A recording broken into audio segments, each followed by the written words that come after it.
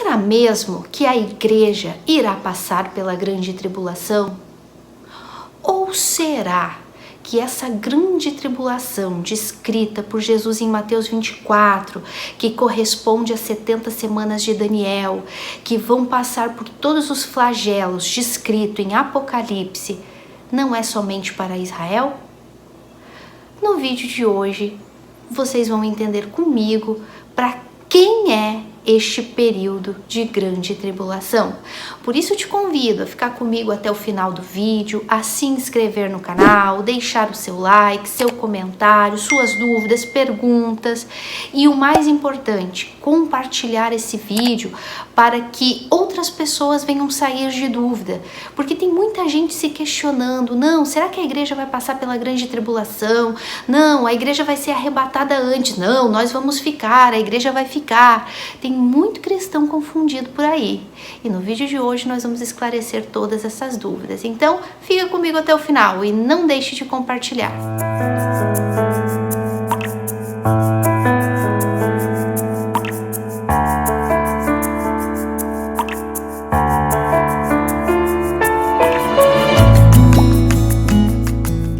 Então, meus amores, estamos de volta e hoje vamos dar continuidade ao nosso estudo da grande tribulação.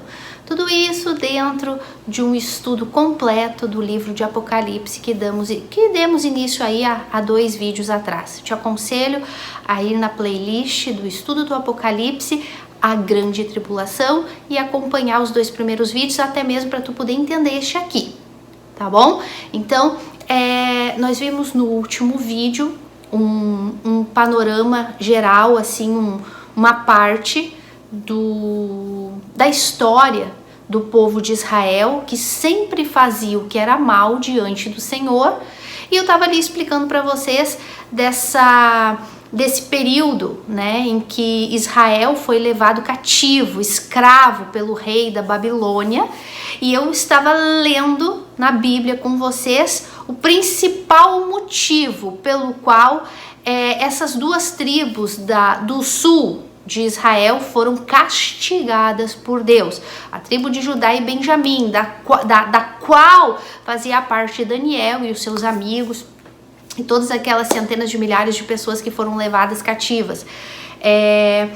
E eu explicava para vocês, lendo nas escrituras, lá no livro de Levíticos, né, no capítulo 25, esse livro, essa parte gloriosa que Deus dá este estatuto para o povo de Israel em relação à terra, ao descanso da terra, né? E a gente estava vendo ali o quanto o nosso Deus é cuidadoso, o quanto o nosso Deus é detalhista em cuidar das obras das suas mãos, e que assim como Ele descansou, assim como Ele determinou um dia para que nós descansássemos, Ele também determinou um ano sabático para a terra descansar, né? Quando se cumprissem ali os 49 anos de trabalho da terra, que a terra estava ali dando sustento para o povo de Israel, ele disse, quando se cumprir os 49, os 50 anos é o ano jubileu, é o ano de descanso da terra, e também outras coisas que se deveria ser feito nesse ano jubileu, que eu não mencionei no vídeo passado, que era dar liberdade para os escravos, enfim, umas outras séries de coisas, mas principalmente para o descanso da terra, né? E aí a gente, nesses detalhes, é que a gente consegue, gente, entender um pouquinho, conhecer um pouquinho do caráter do nosso Deus. Olha, se Ele se preocupa com a terra, como que Ele não vai se preocupar com a gente? Meu Deus, é glorioso, gente. Eu desejo que vocês tenham interesse de aprender com detalhes tudo isso, para vocês conhecerem mais de Deus, porque a vida eterna é essa, que te conheçam a ti, ao único e verdadeiro Deus, e a Jesus, teu Filho, a quem enviastes, né? Isso são palavras do próprio Senhor Jesus. E quando Deus diz para a gente conhecer mais dele, para a gente entender mais sobre a soberania, sobre o caráter dele, Ele faz isso porque Ele quer o nosso bem, para que a gente se regozije nele e para que a gente confie nele, dependa dele, saiba que estamos nas melhores mãos. Então, hoje, então, nós vamos dar continuidade um pouco no contexto dessa história, lembrando que tudo isso é grande tribulação, gente. Porque parece que a impressão que dá a grande tribulação é só sofrimento, dor, tal. Ui, é uma pluma. Mas tudo isso que eu tô explicando para vocês é o contexto até chegarmos às dores, ao sofrimento da grande tribulação, as consequências. Gente, tudo é consequência, tudo vem lá de trás. Tudo vem lá de trás e é importante a gente conhecer essa história, tá bom? Então, o povo de Israel foi levado preso por Nabucodonosor para Babilônia, e a gente vai ler mais um versículo falando sobre essas datas, né? Sobre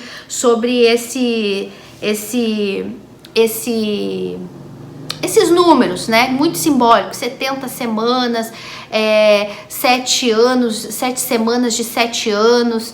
A gente vai explicar um pouquinho mais porque o capítulo de Daniel que relata a grande tribulação, que se chama 70 semanas de Daniel. Então tem tudo a ver com esse castigo de Israel, tá?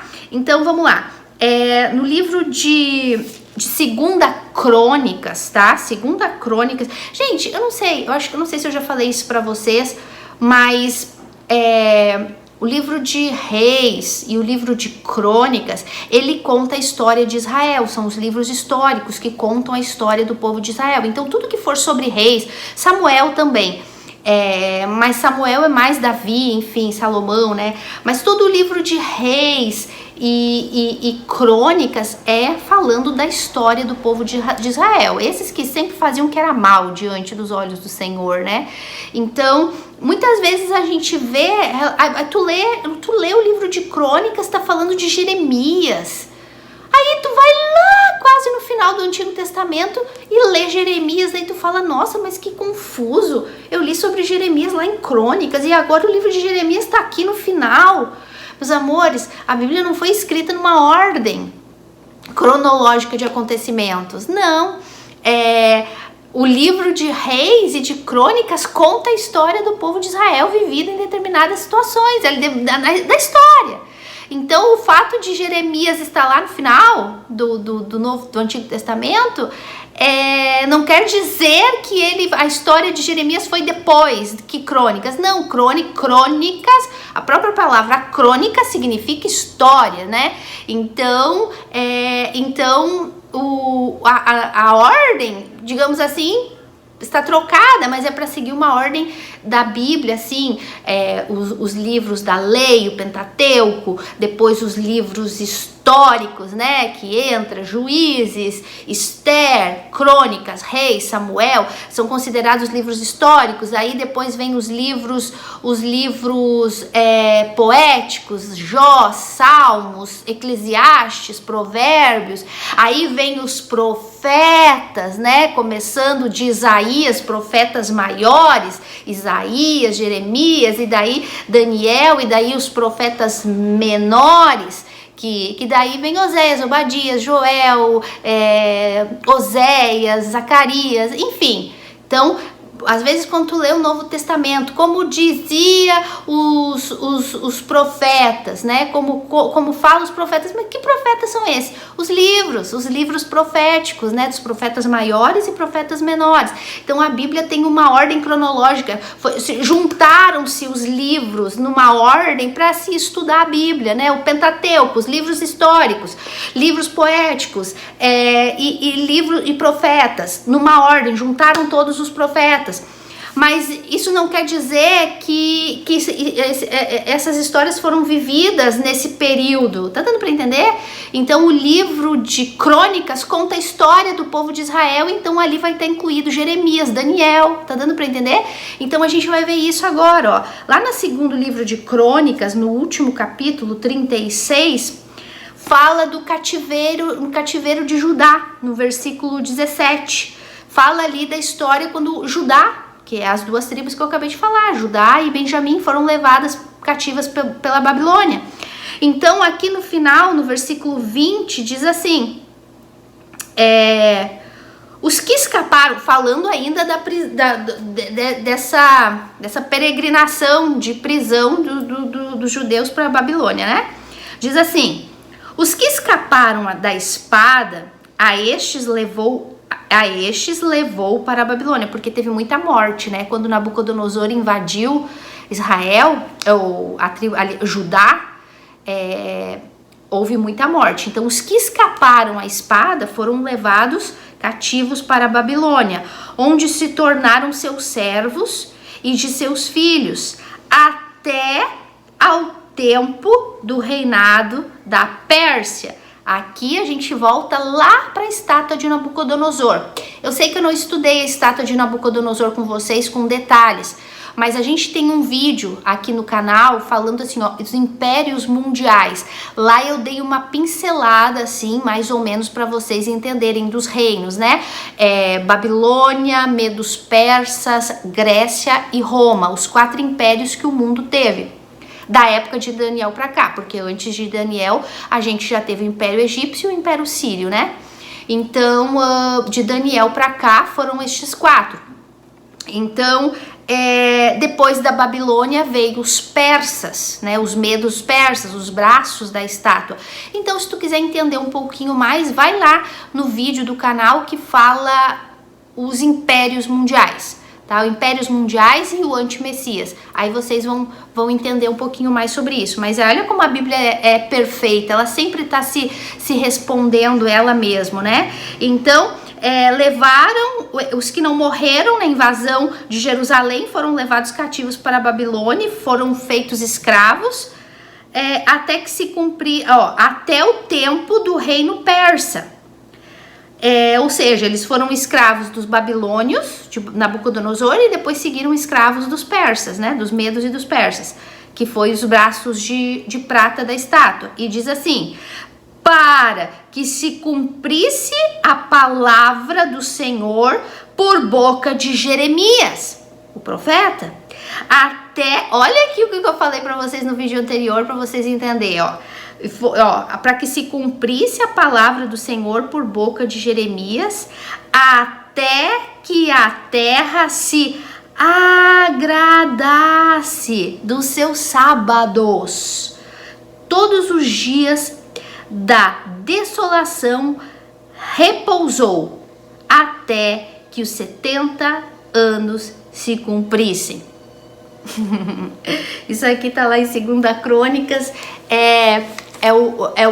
o autor de Crônicas escrevendo do cativério de Judá, que eles foram levados escravos de Judá, porque eles não deixaram a terra descansar. Há 7 semanas de 7 anos, que daria 49 anos, de 49 anos para a terra trabalhar, e um ano com a garantia de que eles iriam produzir no último ano anterior 3 vezes mais, para que não faltasse nada, que era para a terra descansar, pois eles desprezaram a palavra do Senhor, eles fizeram de conta que Deus e nada era a mesma coisa e continuaram plantando, e daí veio então a profecia na boca de Jeremias dizendo: agora, porque vocês falharam, porque vocês não cumpriram o que Deus ordenou nos seus estatutos, agora vocês vão ser levados cativos para a Babilônia, escravo deles por 70 anos. E aí agora a terra vai descansar por 70 anos. O que vocês não quiseram fazer num ano, agora vocês vão ser levados 70 anos escravos, e aí a terra vai descansar na marra. Tá vendo como vocês saíram perdendo? Como vocês foram burros de não querer dar ouvidos à palavra de Deus e rejeitaram a bênção de Deus? Agora a terra vai descansar assim ou sim. E mais tempo ainda, porque era 1 ano só. Agora vão ser 70 anos. E sabe o que? Esses 70 anos vocês vão ser escravos de Nabucodonosor e dos medos persas também. Tá vendo? Aí, tu pergunta assim: nossa, mas... Não, deixa. Depois eu vou falar essa parte. Vamos agora então para o nosso livro-chave, Daniel. Daniel, vocês deixaram lá marcadinha, né? Daniel, capítulo 9. E a gente vai entrar então... Eu já vou falar isso que eu ia falar agora. Mas vou deixar para ler primeiro aqui e depois falar. A gente vai então para a maior profecia da Bíblia. A profecia da grande tribulação. conhecida como 70 semanas de Daniel também, e conhecida como os flagelos de Apocalipse, desde o capítulo 6 até o capítulo 19, com todas aquelas pragas e cálices e copas e trombetas e selos que vão cair sobre a terra durante 7 anos. Anti-Messias, líder mundial, né, que a gente já falou, marca da besta, enfim, tudo isso vai acontecer nesse período, e Daniel profetizava pra gente esse período no livro dele, em Daniel capítulo 9, a maior profecia. E eu já falei pra vocês no vídeo anterior que essa aqui é uma das É complicado, né, gente? A gente sempre tem que estar provando na Bíblia a verdade. É incrível, é incrível, é incrível. Sempre a gente tem que estar mostrando e provando na Bíblia a verdade, por causa dos falsos profetas, por causa das más interpretações, por causa dos maus entendidos. Sempre a gente tem que estar mostrando na Bíblia, comprovando e provando e provando. Isso aqui é a verdade, isso aqui é o certo. Olha, gente, e é incrível. E quanto mais a gente se aproxima do fim, mais os enganos, mais as heresias, mais as más interpretações, mais os maus entendidos acontecem. E aí a gente tem que estar sempre mostrando na Bíblia. E vou dizer uma coisa pra vocês, gente, como é difícil ensinar as pessoas. Gente, é o que também está profetizado. Paulo disse para Timóteo, prega a sã doutrina, prega o evangelho, prega a palavra com toda a força, prega contra os falsos profetas. Toma cuidado com eles, porque os falsos profetas são lobos ferozes que vão se disfarçar de ovelha e se meter no meio da igreja do verdadeiro evangelho para tentar acabar com tudo. Cuidado, prega o verdadeiro evangelho e tenha paciência, porque vai chegar um período da história em que as pessoas não vão querer ouvir a verdade. Meu Deus do céu, gente, as pessoas não vão querer ouvir a verdade. E eu falo isso por experiência própria, de sentar com pessoas e querer ensinar a verdade para elas, e elas escancaradamente ainda usam a Bíblia para dizer, não, mas está escrito, sabe, repetindo como papagaio, porque ouviram de um pastor, de alguém, não, mas está escrito, completamente fora de contexto. Se tu perguntar uma coisinha pra pessoa, a pessoa nem sabe que tá na Bíblia aquilo ali. Ah, mas então o que Paulo falou? A pessoa não sabe nem quem é Paulo. Tu pergunta uma coisinha pra pessoa da Bíblia, ela não sabe. Mas quando tu vai querer ensinar a verdade pra arrancar ela da cegueira espiritual que ela tá, ela quer rebater contigo. Ela quer, não é assim, eu aprendi assim, funcionou pra mim. Não, porque não pode, a gente não pode julgar, e quer mostrar santidade, não conhece a Bíblia, não sabe nada, não entende nada. Isso significa o quê? A pessoa não quer ouvir a verdade. E não tem nem, a pessoa não consegue não consegue nem sentar pra ouvir a verdade. É o que está profetizado. Paulo falou para Timóteo, vai chegar um período que as pessoas vão sentir coceira, elas vão se sentir incomodadas por ouvir a verdade, elas vão querer continuar na mentira. Quando alguém fala de mim, a mentira para ela, soa lindo nos ouvidos, é uma bênção, é uma promessa, faz muito para Deus, porque quanto mais tu fizer, mais Ele vai te honrar. Sabe, aí as pessoas se sentem aliviadas, porque elas acham que daí se elas fazerem alguma coisinha, elas estão bem diante de Deus, e elas estão condenadas ao inferno e elas nem sabem. E nem querem saber. Então, é muito difícil ensinar a verdade, sabe? Tu vê, o próprio exemplo nosso aqui do canal, a gente grava, ensina, estuda para passar para vocês, né? E tu vê, o vídeo, sabe, não chega nem aos pés de visualizações de outros assuntos que a gente vê na internet de bobagem. Tu vê, as pessoas vão lá e postam uma gargalhada na internet, tu vai lá, tá em 1 milhão de visualização. E daí tu fala um assunto sério sobre a volta de Jesus, sobre o arrebatamento, sobre a grande tribulação, sobre a situação que a gente está vivendo, sobre o novo nascimento, sobre o evangelho, sobre a cruz de Cristo. As pessoas ignoram. As pessoas não têm paciência para ouvir. Olha como as pessoas estão vazias, gente. Tu bota uma bobagem, mas olha, literalmente uma palhaçada na internet, estoura as visualizações. Olha como o ser humano tá vazio. O ser humano não tem nada na cabeça. E quando tu quer ensinar a verdade, é uma guerra, é uma luta, é uma dificuldade enorme. Tanto fisicamente, de tu ensinar, sentar e querer ensinar a verdade para a pessoa e a pessoa sinceramente ignorar. Como na internet, nas redes sociais, a gente vê isso muito. Então é uma dificuldade muito grande ensinar a verdade. Paulo dizia isso, que era pra gente ter paciência, porque chegaria esse momento. Gente, a gente tá vivendo isso e é triste, e é muito triste, mas a gente segue fazendo a nossa parte, porque o que é a nossa parte? Alcançar os filhos. É que às vezes a gente quer tanto ajudar as pessoas, a gente quer tanto fazer com que elas enxerguem a verdade, que a gente, às vezes, sinceramente, com determinadas pessoas a gente perde tempo. Com determinadas pessoas a gente perde tempo. Mas como a gente quer obedecer aquilo que Jesus disse, ide pregar e a todo mundo, por quê? Porque a gente não sabe quem é filho de Deus. A gente não sabe quem é, então a gente tem que pregar, é uma ordem.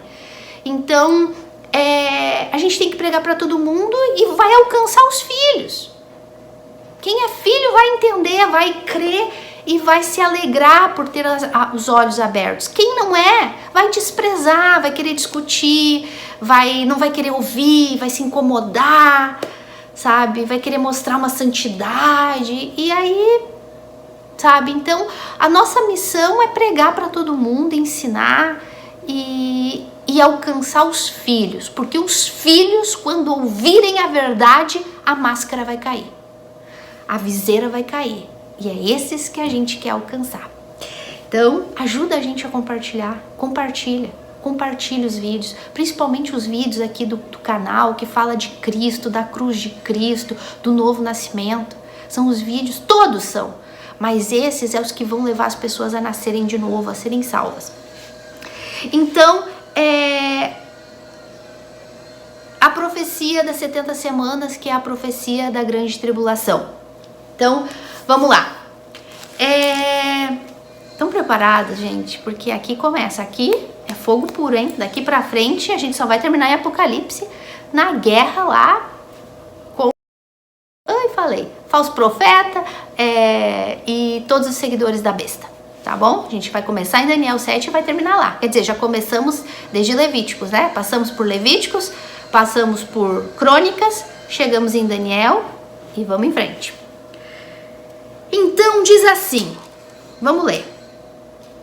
Agora nós já estamos em Daniel. Daniel já está preso na Babilônia durante anos. Ele já está preso na Babilônia com os amigos dele, todas aquelas pessoas que foram levadas presas.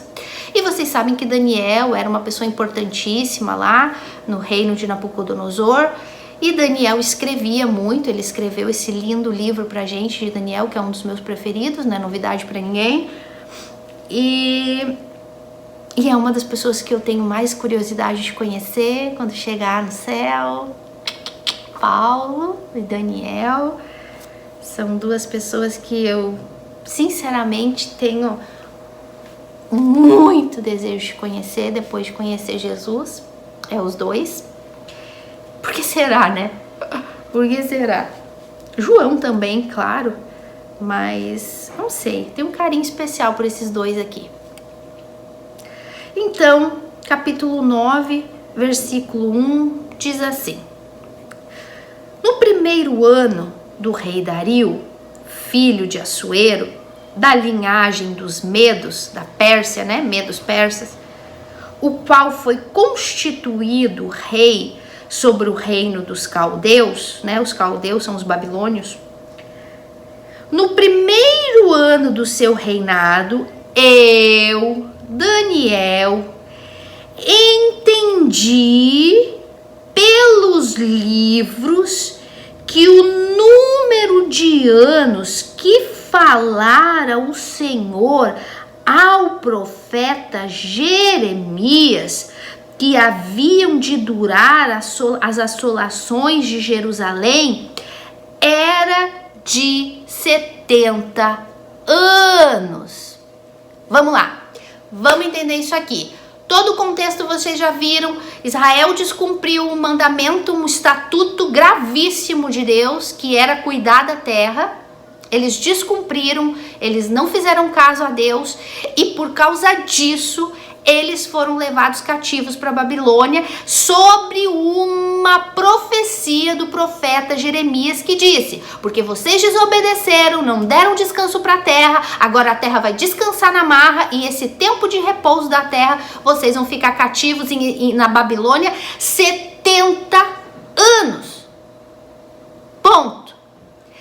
Passado um período, Daniel foi levado cativo, porque Daniel estava junto nesse grupo aí, tá vendo? Pecam os malvados e às vezes alguns, não inocentes, mas às vezes alguns servos de Deus também passam por dificuldades. Daniel era um jovem fiel a Deus, e a gente pode ver isso lendo o capítulo 1 de Daniel, e depois o capítulo 3, que fala dos amigos de Daniel na fornalha de fogo. Então eles eram fiéis, sobretudo Daniel. Mas Deus não livrou ele de ele ir cativo, escravo também para Israel, para Babilônia. Daniel aí tinha nessa época aí entre 17 e 18 anos, era um guri, novinho. Então ele foi levado cativo, sob o juramento de Deus. Promessa, profecia na boca de Jeremias: vocês vão, 70 anos vocês vão ficar lá. E depois vocês vão voltar para Jerusalém. Vão voltar para Judá, né? Vão voltar para Israel. Então, Daniel, passaram-se os anos, né? Ele era o governador lá, o braço direito lá do Nabucodonosor. E revelou os sonhos, enfim. Pela mão de Deus, porque não era por ele, era porque Deus era com ele. E aí um dia Daniel lendo a Bíblia, né? Porque ele estava lendo os pergaminhos, né? Ele estava lendo um mapinha aqui que eu vou mostrar para vocês daqui a pouco, da grande tribulação. Tá aqui, ó. Vou mostrar para vocês, tá? Vai na tela aí para vocês. Hoje ainda, espero. Mas então Daniel um dia lendo profeta Jeremias, e por causa da desobediência, Judá vai ser levada cativa para a Babilônia por 70 anos. Daniel fala: eu lendo entendi que o tempo em que Deus havia determinado para o meu povo de Israel ficar preso na Babilônia era 70 anos.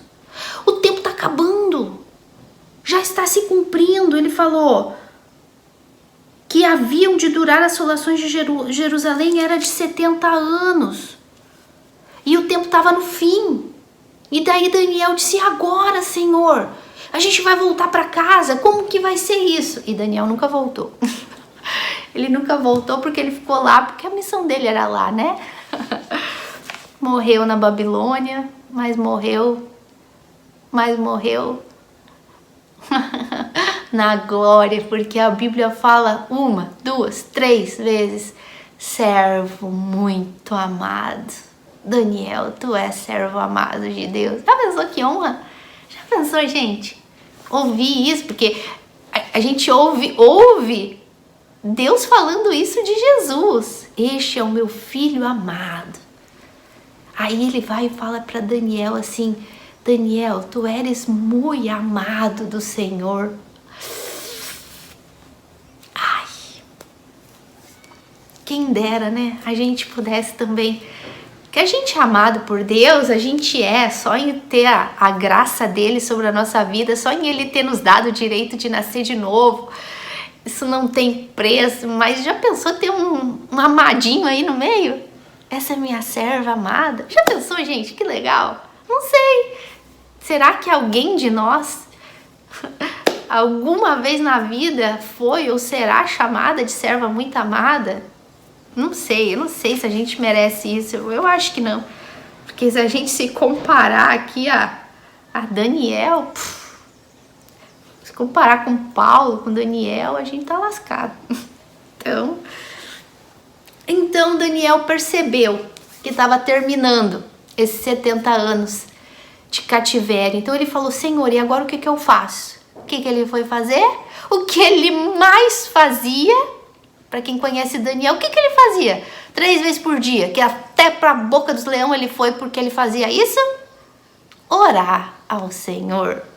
Como sempre, quando se tem uma dúvida, um questionamento, como a gente viu lá no vídeo da fé, eu não sei se você já ouviu, será que já tá no canal esse? Eu não sei.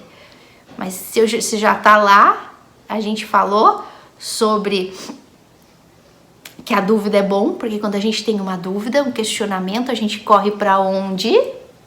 Para a palavra de Deus, a gente corre para os pés do nosso Senhor, né? Então Daniel fez isso, claro que ele fez. Ele falou, vou falar com Deus para saber o que vai acontecer. E aí a gente entra numa das orações mais lindas que a gente vê na Bíblia. A oração de uma pessoa que reconhece que é pecadora. E era Daniel, gente. E era Daniel, o servo muito amado do Senhor. Homem fiel a Deus, que podia ter perdido a cabeça porque não quis comer a comida do rei. Homem que foi lançado na fornalha dos leões porque não se curvou e parou de orar, porque fizeram um decreto para ele ser preso na cova dos leões e devorado porque ele não parava de orar ao Deus de Israel. Era ele. E esse homem vai orar e dá o maior exemplo de humildade para qualquer pessoa. E ele fala, versículo 3, voltei o rosto ao Senhor Deus para o buscar com oração e súplicas, com jejum e pano de saco de cinza.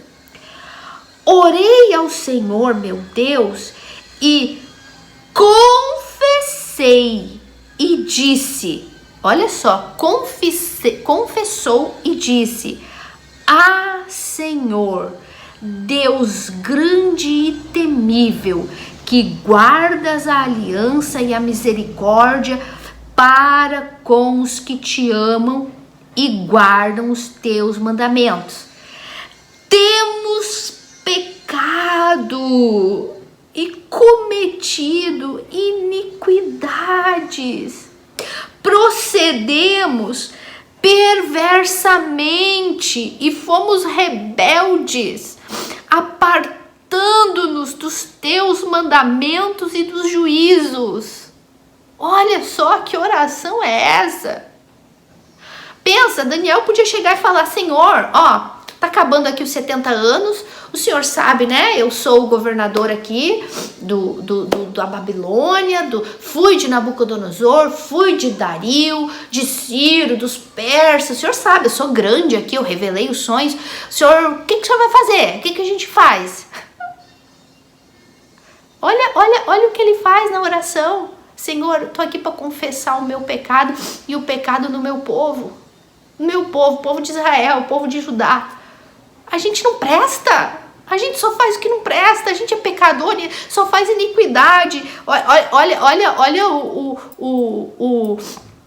o reconhecimento. O reconhecimento que se dá quando a gente nasce de novo. Esse reconhecimento. Eu não presto. Eu não faço nada que presta. Eu dei as costas a vida toda pro Senhor. Eu tava morto, inimigo teu. A gente só rebelde contra ti, contra as tuas leis. Sabe, como o filho pródigo fez quando se deu conta que, puxa vida, eu pequei contra o meu pai, pequei contra Deus e contra o meu pai, vou voltar para casa, sabe? Gente, isso é lindo quando a gente começa a entender e juntar as pecinhas. Então ele confessa o pecado, somos rebeldes, nos apartamos dos teus mandamentos, dos teus juízos. E aqui ele vem com uma lista de todo o pecado que eles cometiam.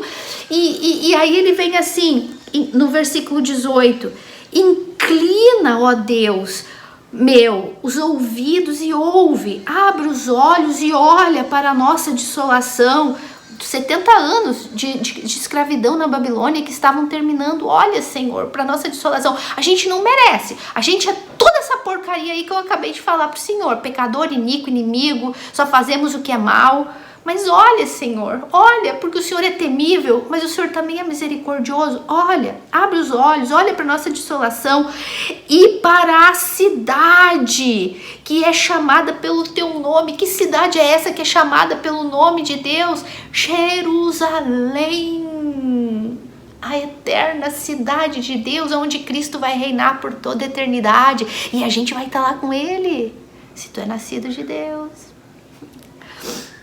E essa cidade, porque não lançamos as nossas súplicas perante a tua face, fiados nas nossas justiças, olha aí, mas em tuas muitas misericórdias. Ai, gente do céu, olha aqui, mais um exemplo de que as obras não importam. É o que eu acabei de falar, ele poderia se gloriar dele, de quem ele era, mas não, para começar, ele nem falou, além de ele se considerar pecador, ele ainda ora por todo o povo. Todos nós pecamos, e ele falou, ó, nós não nos chegamos a ti com oração e súplica. Isso aqui também é um exemplo para quem é líder, de orar pelo pecado do povo, orar pelo pecado das suas ovelhas, para que Deus perdoe elas. Eu já ensinei vocês, não sei se aqui no vídeo ou falar, a gente sempre tem que orar para que Deus perdoe os pecados dos nossos familiares. Assim tem que ser a nossa oração. Pai, perdoa eles não sabem o que fazem, eles fazem o que é mal perante ti, mas eles estão mortos. Senhor, perdoa eles, dá a eles a chance, o direito de nascer de novo, salva eles.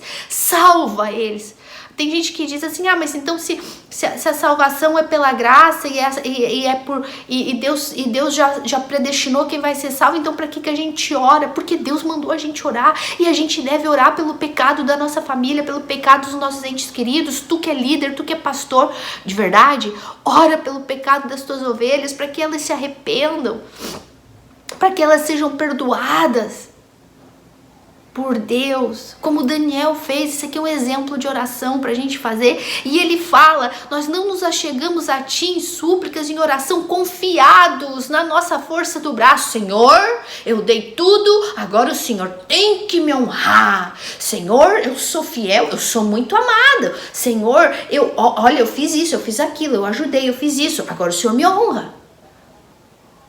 É isso que está escrito aqui. Lê na tua Bíblia. Nós não nos achegamos a ti com súplicas perante a tua face, fiados nas nossas justiças, mas em suas muitas misericordiosas. Tá vendo por que eu falei para vocês no vídeo da fé, do estudo da fé, que a gente nunca pode pedir justiça para Deus?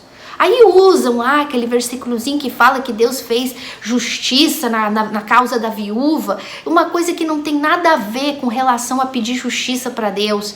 Aquela parábola lá, aquela parábola que Jesus contou da justiça da viúva, não tem nada a ver com que tu tem que pedir justiça para Deus. Eu disse para vocês, pelo amor de Deus, não faça isso.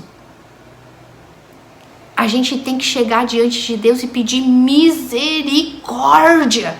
Porque se a gente pedir justiça, a gente está lascado. É misericórdia que a gente tem que pedir. E olha aqui o exemplo disso na oração de Daniel. Não nos achegamos diante da tua face com súplicas,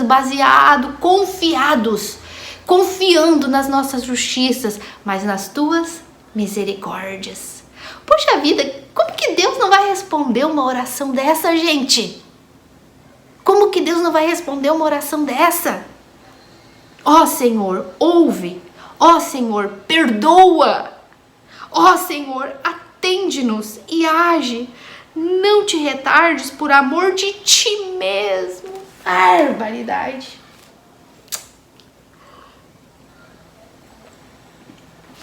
Barbaridade. Não te retardes por amor de ti mesmo. Olha aqui um servo de Deus preocupado com a glória de Deus. Senhor, perdoa o povo, perdoa as nossas iniquidades, perdoa os nossos erros, em primeiro lugar, por amor a ti. Por amor a ti, para a tua glória. O que é mais importante? A salvação da alma? O mais importante é o quê? Por amor a ti, por a tua glória. Salvação é depois. Segundo plano. A glória de Deus em primeiro lugar. Olha aqui o exemplo na oração de Daniel. Por amor de ti mesmo, ó Deus meu, porque a tua cidade e o teu povo são chamados pelo teu nome. Meu Deus do céu, isso aqui é poderoso demais. Por amor de ti, porque a cidade de Jerusalém e o teu povo são chamados pelo povo de Deus. Porque hoje quando a gente fala Israel, a cidade de Deus. Quando a gente fala dos judeus, o povo de Israel é o povo de Deus. É um povo que traz Deus no nome deles. A cidade de Deus, o Israel, a nação de Deus. O povo judeu, o povo de Deus. Aí Daniel fala, Senhor, não te retardes em perdoar, em responder a nossas súplicas e perdoar o teu povo por amor de ti, para a tua glória. Porque essa cidade e esse povo são teu. Então, se essa cidade e esse povo continuar na desolação, continuar assim destruído, é o teu nome, Senhor, que pode ser envergonhado. E jamais o teu nome é acima de todo e qualquer nome. É a tua glória que está em jogo. Olha a oração desse homem. Está explicado por que ele é chamado o servo muito amado. Preocupado com Deus. Preocupado com o povo, sim, de Israel. Preocupado com a cidade, sim, de Jerusalém. Mas preocupado com Deus. Gente, só quem é um filho de Deus muito íntimo pode ter esse entendimento. Por isso que eu falo do egoísmo, de falar minha salvação é mais importante, a salvação da tua alma é o mais importante, busca pela salvação da tua alma, que é o mais importante. Busca, tudo que importa é a salvação da tua alma. Não, gente, tudo que importa é a glória de Deus, é Deus ser glorificado através da tua vida. Só filho de Deus consegue entender isso. Por isso que eu digo que a maior prova de egoísmo é alguém te ensinar que a tua salvação é o mais importante, ou tu dizer a minha salvação é o mais importante. Não, filho de Deus não se considera a sua salvação mais importante. Filho de Deus considera a glória de Deus o mais importante. E aí é que tá a diferença de quem é filho de Deus de verdade e quem não é. De quem é servo, pastor de verdade e quem não é. Porque quem não é pastor de verdade nunca entendeu que não é a salvação o mais importante, mas que é a glória de Deus o mais importante.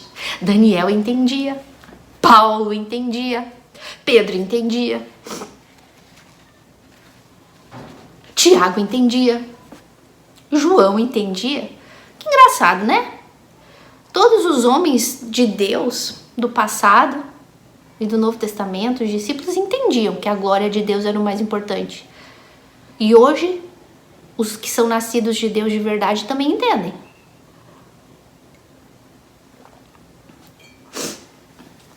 E quem não entende, quem não considera isso mais importante, o que acontece então com essas pessoas, né? Então, vocês viram que coisa linda? Porque essa cidade e esse povo são chamados pelo teu nome. E aí, olha só o que vem. Aí vem o títulozinho. Não sei se na Bíblia de vocês tem essa divisão, mas na minha diz assim: a profecia das 70 semanas. E daí diz assim: falava eu ainda, Daniel, né? E orava e confessava o meu pecado e o pecado do meu povo de Israel, e lançava a minha súplica perante a face do Senhor meu Deus, pelo monte santo do meu Deus. Falava ainda na oração, quando o homem Gabriel, ou seja, o anjo de Deus, né, o anjo Gabriel, príncipe de... Gabriel, gente, é o anjo de Israel, tá? O anjo de Israel, a gente pode ver Gabriel aparecendo na Bíblia o tempo todo em função de Israel. Foi ele que levou o recado para Maria, enfim. quando o anjo Gabriel, ou o homem Gabriel, que eu tinha observado na minha visão ao princípio, porque ele já tinha visto Daniel antes, né, lá nas profecias do início, que a gente não pôde estudar ainda, não sei, acho que não sei se vai dar tempo, que eu tinha observado na minha visão no princípio, veio rapidamente voando e me tocou na hora do sacrifício da tarde, que era a hora que o Daniel estava orando, né? Aí diz assim, a luz atrapalha, gente, eu não enxergo nada quando a Bíblia tá lá embaixo, tem que trazer pra cima. Ele queria instruir-me e falou comigo e disse: Daniel, agora sai para fazer-te entender o sentido. No princípio das tuas súplicas saiu a ordem e eu vim para te declarar, porque és muito amado. Considera, pois, as coisas e entende a visão. Então, vamos lá. Daniel estava orando porque ele viu que estava se cumprindo o final da profecia de Jeremias, dizendo que Israel ficaria 70 anos preso, escravos na Babilônia. Estava se terminando esse prazo e Daniel foi orar a Deus para saber o que iria acontecer com o povo de Israel que estava preso na Babilônia e com a cidade de Jerusalém, da qual havia sido destruída e eles haviam sido arrancados de lá. Tá dando para entender? Então, é a sequência das coisas. Então, Daniel orando, Gabriel, o anjo, apareceu e disse: Daniel, agora, porque tu eres muito amado, desde o momento que tu começou a suplicar, toda a súplica do capítulo 9, gente, aqui toda a oração de Daniel do capítulo 9, lê, gente, é lindo. Desde que tu começou a orar, eu recebi a ordem de Deus, vai lá e explica para ele o que vai acontecer. E aí ele fala assim, o anjo fala assim: 70 semanas estão determinadas sobre o teu povo e sobre a tua santa cidade. Paramos aqui e eu vou explicar, porque aqui a gente tem milhões de coisas para explicar. Mas a gente tem que sempre ligar uma coisa com a outra. Olha só, Israel ficou 70 anos preso, escravo, porque não cumpriram uma regra de Deus, de cada 50 anos deixar a terra descansar. Então, eles foram levados cativos por 70 anos. Aqui, o anjo está dizendo que 70 semanas estava decretadas. A palavra aqui, determinada, na verdade, ela no original hebraico, ela é decretada, um decreto. Puxa, um decreto não tem volta atrás. Então, 70 semanas estão determinadas sobre o teu povo e sobre a tua cidade. Ou seja, olha como se medita na Bíblia. E olha que aqui está o erro na hora de interpretar com relação que a igreja vai passar pela grande tribulação. Não foi isso que eu falei no início do vídeo?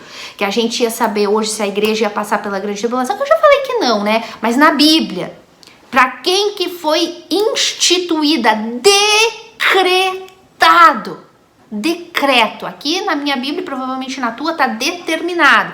70 semanas estão determinadas para o teu povo e para a tua cidade. O anjo está falando com quem? Com Daniel. Daniel era o quê? Brasileiro? Daniel era mexicano, morava no DF? Ou era brasileiro e morava em São Paulo? Daniel era americano, morava em Nova York? O povo de Israel era americano? O povo de Israel era italiano? O povo de Daniel? Não. Daniel era judeu, vivia em Israel e a cidade que ele vivia era Jerusalém. Então, a cidade e o teu povo que se chama pelo teu nome, Senhor, A gente tá aqui preso, eu tô orando para que o Senhor responda, perdoa os nossos pecados, a gente não vale nada mesmo, a gente não presta, a gente só faz o que não presta, a gente é inimigo teu, mas a gente se achega em ti em confiança na tua fidelidade, na tua misericórdia, não na nossa justiça, não na força do nosso braço, mas nas tuas misericórdias. E aí Deus fala, e Senhor, responde logo, por amor de ti, do teu nome.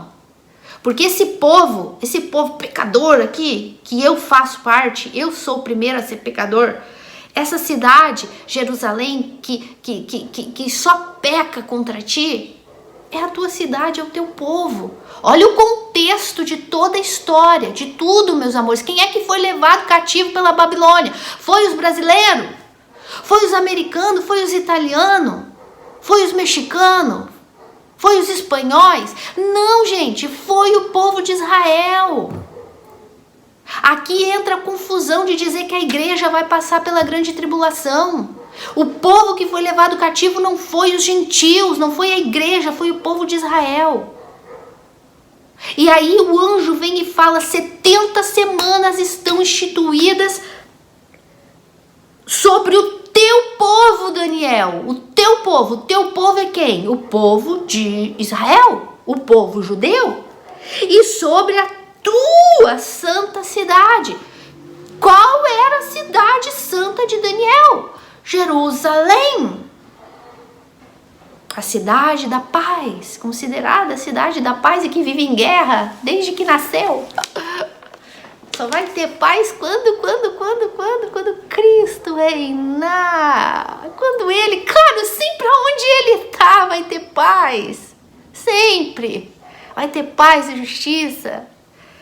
Então, meus amores, para que fique bem claro aqui, Deus está dizendo através do anjo para Daniel, por causa da oração dele que estava acabando o tempo de cativeiro, que Daniel falou: e agora? O que vai acontecer? O tempo do prazo de Jeremias, da profecia de Jeremias está se cumprindo. E agora? A gente vai voltar? E agora? O que vai acontecer? Aí Deus, no amor dele por Daniel, vai lá e explica para ele que 70 semanas estão determinadas para Israel e para Jerusalém. 70 semanas. E o detalhe, lembra que eu expliquei no vídeo anterior que Israel tem semana de dias e semana de anos? Eles têm a mesma semana nossa, né? 1, 2, 3, 4, 5, 6, 7, segunda, terça e quarta, enfim. E eles têm a semana de anos, que é 7 por 7. Eu lembro que eu falei que, inclusive, a maldição que caiu sobre eles, né, do cativério, foi justamente porque eles não cumpriram esses 7 por 7 semanas de anos. Então, como que a gente sabe quando a gente medita na Bíblia? Isso é para ti, pastor. Porque se tu lê aqui, se a pessoa vir ler aqui e fala 70 semanas, lê em português, em espanhol, em italiano, vai ler 70 semanas. Aqui entra a importância de quem ensina a Bíblia ler no original, no hebraico e no grego, porque faz toda a diferença, porque tu vai ler aqui, tá escrito 70 semanas, porém no original não é semanas normais, é semana de anos. Shemita é semana de dias. Então, quando na Bíblia, no original, e é muito importante, sempre que tenha a ver com datas, seja cronos, o tempo cronológico, como kairos, que são tempos específicos, né? Que é o kairos, é o tempo específico da grande tribulação, a gente vai ler mais para baixo. Quando fala de semanas, de dias, de horas, de festas, é sempre importante, sempre a gente estudar no hebraico, para não ter problema, não ter dúvidas. Pois é, e daí os pastores não se interessam em aprender isso. Por quê? Porque eles acham que é bobagem, que é perda de tempo. E daí tu ensina errado. Então, aqui no versículo 24, quando o anjo fala para Daniel, ele fala: Daniel, 70 shabuas estão decretadas para o teu povo. Por quê? Porque a palavra para 70 semanas de anos no hebraico é shabuas. Shemitas são semanas de dias. Se ele falar 70 shemitas estão determinadas, seriam 70 semanas de dias. Mas aqui não, aqui está escrito a palavra mágica, Shabua, 70 semanas de anos. estão decretados para o teu povo, Israel e Jerusalém. Deu para entender até aqui, meus amores? Como que eu sei que é 70 semanas de anos? Porque a palavra no original hebraico diz Shabuas. Aí, se tu nunca estudou, e eu tô falando pastores, líderes, que se aventuram a ensinar a Bíblia e não aprendem nada nem para si, menos para ensinar. Vocês que são membros, né, que estão ali aprendendo, lógico, se ensinarem para vocês errado, vocês vão entender errado. É mais difícil vocês terem o entendimento que tem que estudar no hebraico. Ou no grego, palavras-chave assim importantes. Por isso que eu sempre vou repetir isso. Tiago falou assim: eu não aconselho que muitos de vocês sejam mestres, porque se é para ensinar errado, não ensina, porque a condenação vai ser maior, a cobrança vai ser maior. E vocês sabem que pior que tem gente que acha que é a gente que é os falsos profetas, que é a gente que ensina errado. Colocam na cabeça que a gente que ensina errado, gente. A gente que vai lá e aprende na Bíblia, no original, para ensinar a verdade. Olha que mundo louco. E às vezes pessoas pertinho da gente, pessoas assim que a gente confia, que a gente até ama, assim, que a gente ama e que acham que a gente é que ensina errado. Mas é porque aprenderam tão errado. E os falsos profetas ficam tão em cima, sabe? Porque não querem perder. Que as pessoas, às vezes, mais próximas da gente acham que a gente é que ensina errado. E a gente vai atrás do original, tá aqui Bíblia no hebraico, Bíblia no grego, Bíblia só no hebraico, palavra-chave, história dos hebreus. A gente lê, a gente estuda, a gente se aprofunda para aprender a verdade e acham que a gente é que ensina errado. Olha, gente, que mundo satânico. Que mundo satânico. Sinceramente, não, sabe, é incrível. E daí aqueles que dizem, não precisa estudar a teologia do diabo, pra que se aprofundar, pra quê? O que importa é a fé. Esses, eles exaltam e glorificam, e ai que alguém fale alguma coisa, né? Ai que alguém fale alguma coisa, não julgue o homem de Deus, não julgue. Coitados, quando eles verem pra onde vai esse homem de Deus, e o pior é que eles vão tudo um atrás do outro. Ai, gente, é triste, olha, é muito triste. Então, é muito importante quem vai ensinar aprender as palavras principais no original para saber ensinar certo, tá bom? Porque senão isso aqui fica um entendimento completamente errado. Então, aqui a gente já quebra, então,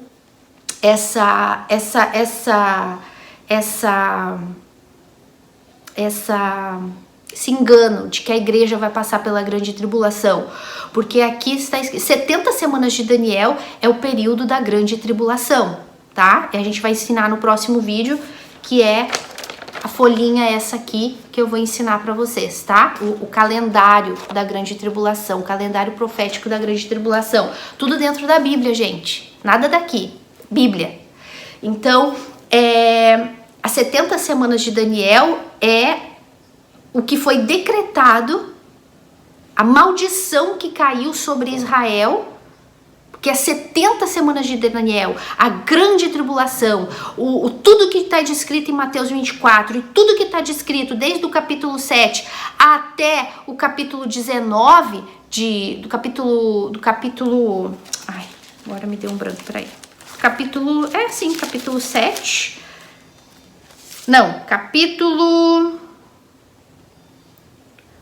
8 até o 19, todas as flagelos que vão cair no período da grande tribulação vão cair sobre... tudo isso é a grande tribulação. E tudo isso foi decretado para quem? Para Israel e para a cidade santa.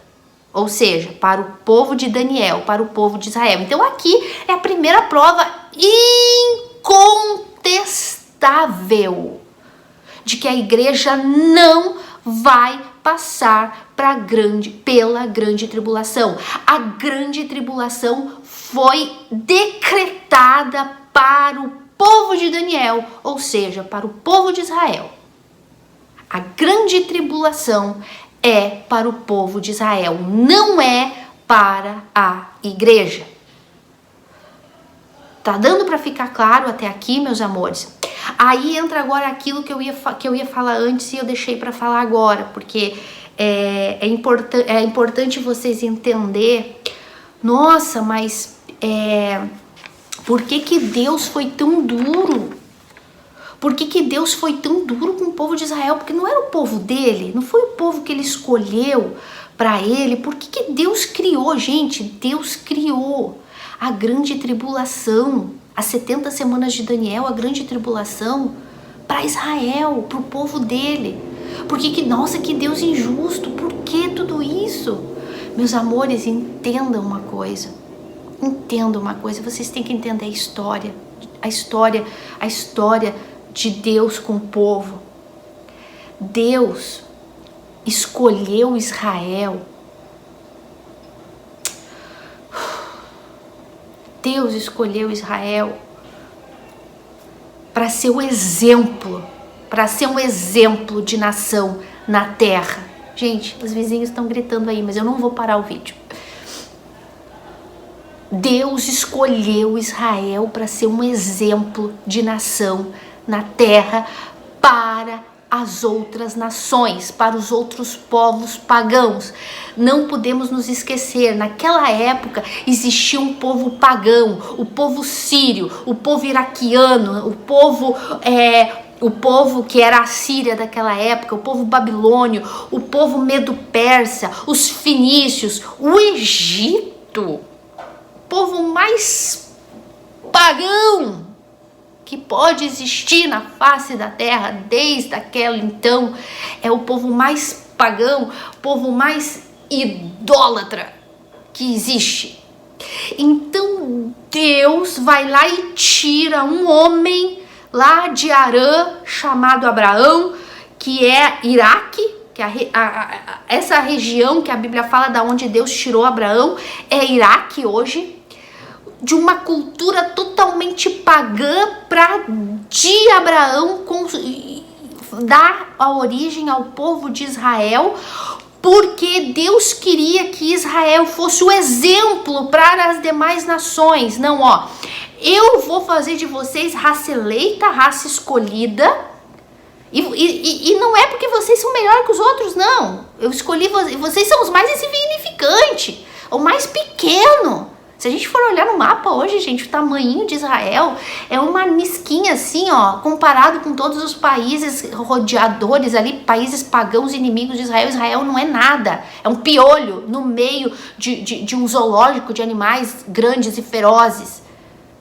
Mas Deus sempre colocou a mão sobre Israel e disse: eu vou escolher vocês, porque eu quero que vocês, com a minha bênção sobre vocês, inclusive por isso, mais inferior, mais insignificante, a minha mão é que vai estar sobre vocês, para vocês mostrarem a minha glória, para vocês serem um país diferente, uma nação diferente dos povos pagãos que adoram outros deuses e que não existem, porque só eu existo, eu sou o que sou. Eu sou o único, o resto foi inventado pelas religiões pagãs, desde a época de Caim e Abel, desde a época de Adão e Eva, da religião no mundo. Te aconselho a assistir o vídeo do canal falando da origem das religiões. Então, tudo isso tem a ver com isso que a gente está falando. Então, Deus, na sua soberania e no seu amor, escolhe um povo para ser exemplo para as outras. Aí, Israel chega. E daí Deus dá as regras, dá as leis, dá os mandamentos, os estatutos, cuida da terra, não faz isso, não faz aquilo. Aí Deus coloca eles lá em Canaã para eles serem um exemplo. E aí eles entram em Canaã e começam a seguir o exemplo dos países pagãos, das nações pagãs, dos inimigos de Deus, que idolatravam outros deuses e ignoravam o Deus único e verdadeiro. Começa a pensar, gente, ai, como Deus matou todo mundo no Antigo Testamento, que Deus cruel, que Deus injusto, eu não quero esse Deus. Ou então, nossa, parece que o Deus do Antigo Testamento não é o mesmo do Novo Testamento, que Deus cruel, que Deus tirano. Peraí, gente, o que é que acontece na cabeça das pessoas? É porque não tem entendimento, e o pior é que muito cristão pensa isso. não sabe nem sequer defender o seu Deus, o Deus que diz que ama e crê, porque não conhece a Bíblia, não conhece a história da Bíblia. O povo de Israel, o povo que era para ser exemplo, virou o pior de todos. Porque em vez de seguir a Deus, o único Deus, o soberano, criador de todas as coisas, começou a seguir o exemplo dos outros países, dos outros pagãos. Começaram a idolatrar, começaram a desobedecer a Deus, a ter outros deuses. Dá dando para entender por que Deus foi tão pulso firme em castigar Israel e criar tribulação para eles. Era para eles ser o exemplo e eles se tornaram piores que os outros, idólatras, pagões, desobedientes, rebeldes. Eles tiveram a mão de Deus, eles vivenciaram os milagres de Deus, eles foram livres do Egito sob mão forte de Deus, eles viram, eles comiam um pão que caía do céu, eles atravessaram o Mar Vermelho, eles viram as pragas caindo nos egípcios e eles não, a única coisa que eles tinham que fazer era entrar na terra e servir a esse Deus para dar exemplo para as outras nações, para glorificar esse Deus. Tá vendo? Ó, a gente prospera, a gente é um país que prospera, rico, e a gente não falta nada, e a gente é pequenininho no meio de vocês todos, mas a gente tem a Deus e a gente dá glória para Deus. E não, eles chegaram lá e eles culhambaram com a glória de Deus. Eles pisaram na glória de Deus, se tornando tão pagãos quanto os outros, a ponto de dizer: não queremos que Deus governe sobre nós, queremos um rei. Deus querendo ser rei, querendo governar sobre Israel, tá pertinho do povo, constrói tabernáculo no meio do povo para estar no meio do povo. E tá ali o tempo todo. Primeiro quis falar com o povo e não quiseram, aí quiseram que Moisés fosse o intermediador, aí depois não bastava mais os profetas, os juízes. Não, a gente quer um rei, a gente quer seguir o exemplo das outras nações. As outras nações têm reis tiranos, cruéis, corruptos, mortos espiritualmente, como nós somos, então a gente quer um rei também. Já pensou, gente? Será que vocês não conseguem se colocar um pouquinho no lugar de Deus, não? Quando a gente é humilhado, quando a gente é afrontado, a gente não fica... E por que com Deus tem que ser diferente? Ai, para, a hipocrisia é muito grande, sabe? Desculpa, gente, eu me emociono muito falando sobre isso, sabe? Porque, gente, a gente merece o inferno é pouco pra gente. A grande tribulação é pouca pra Israel. A gente não pode ser ofendido, a gente não pode, que a gente já se queima, a gente já não aceita. Aí Deus tem que aceitar, ele que é santo, tem que aceitar toda essa barbaridade. Poxa, ele vai lá, escolhe um povo, dá tudo para esse povo. Agora vocês têm que ser exemplo para que o meu nome venha ser glorificado no meio de todas as nações. Aí aquele povo vai lá esculhamba o nome de Deus, sendo pior do que os outros próprios pagãos. Gente, eles botaram no lixo a glória de Deus. Aí tu acha errado que Deus vai lá e castigue eles e que mate todos eles? Que lhes passa? Como a gente fala em espanhol, mas o que lhes passa na cabeça de vocês que não tem o entendimento? Era para ser um exemplo e eles foram piores. E para fechar com chave de ouro, porque como se não bastasse espizinhar na glória de Deus diante dos outros povos, dando o maior mau testemunho, se tornando idólatras, pagãos, adorando outros deuses, objetos de barro, de pedra, de ouro, e idolatrando a homens, ainda queriam um rei, um corrupto tirano como eles. Eles não queriam mais que Deus governasse sobre eles, eles queriam um rei. Lembra quando eles foram pedir para Samuel: Samuel, queremos um rei, queremos que nem as outras, todas as nações tenham um rei, por que a gente não pode ter um rei? Que história é essa que Deus tem que governar sobre a gente quer um rei. E Samuel ficou arrasado, arrasado, porque Samuel estava vendo que eles estavam espizinhando com a glória de Deus.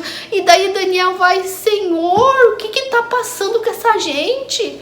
Aí Deus fala assim para Daniel, para Samuel: Samuel, não te preocupa, Samuel. É a mim que eles estão rejeitando. É a mim que eles estão rejeitando. Eu vou dar um rei para eles. E eles vão ver o que é sofrer na mão de um rei tirano tanto quanto eles. E aí Israel começou a patinar. Cada vez patinar mais. Cada vez patinar mais. E para fechar com chave de ouro. Para fechar com chave de ouro, porque não bastava tudo que eles tinham feito. Deus manda o único mediador entre ele e os homens, a profecia de Gênesis 3, a semente da mulher que viria para salvar o mundo do seu pecado, da ira de Deus, profetizado em Gênesis, depois confirmado com Abraão, confirmado com Davi e confirmado pelo próprio Davi nos Salmos e todas as profecias do Antigo Testamento falando do Messias que viria para livrar eles da ira de Deus, para pagar o pecado deles definitivamente. E eles rejeitam mais uma vez a Deus, rejeitando o Messias. E daí? Vocês acham que a grande tribulação é cruel, é terrível para o povo de Israel? O que eles passam? Fechando com chave de ouro, eles rejeitam o Messias. Crucifica-o! E que caia sobre nós o sangue dele se ele for inocente. Ah, então tá. É isso mesmo que vai cair sobre vocês, porque ele é inocente. Então a maldição vai cair sobre vocês. 7 anos de grande tribulação. Tribulação essa que o mundo nunca viu nem nunca verá. É o que vai cair sobre a cabeça de todo Israel, todo judeu. E claro, sobre todos aqueles que também rejeitaram olhar para a cruz de Cristo. Então, a grande tribulação foi criada para o povo de Israel, capítulo 9 de Daniel. E, por consequência, todos aqueles que estão vivendo no período aqui da graça, que rejeitaram essa graça, que rejeitaram esse perdão de pecados que vem da parte de Cristo, sobre a obra dele na cruz, também vão fazer companhia para os gentios, incrédulos, os adoradores da besta e do falso profeta e do anti-messias, do líder mundial e todos aqueles que se chamam cristãos, mas que na verdade nunca creram em Cristo como deveriam crer, Senhor e Salvador, da maneira correta que se deve crer. Todos esses vão fazer companhia para o povo de Israel na grande tribulação. Então, meus amores, aqui está a prova de que a igreja não vai passar pela grande tribulação. E quem é a igreja? Ah, é os cristãos, é os evangélicos. Cristão e evangélico tem uns punhados por aí. Hoje é moda falar que é cristão e que é evangélico. É moda. Igreja são os filhos de Deus. São aqueles que nasceram de novo. E aí eu te aconselho a ouvir os vídeos do canal que fala do novo nascimento para te entender como que se dá o novo nascimento.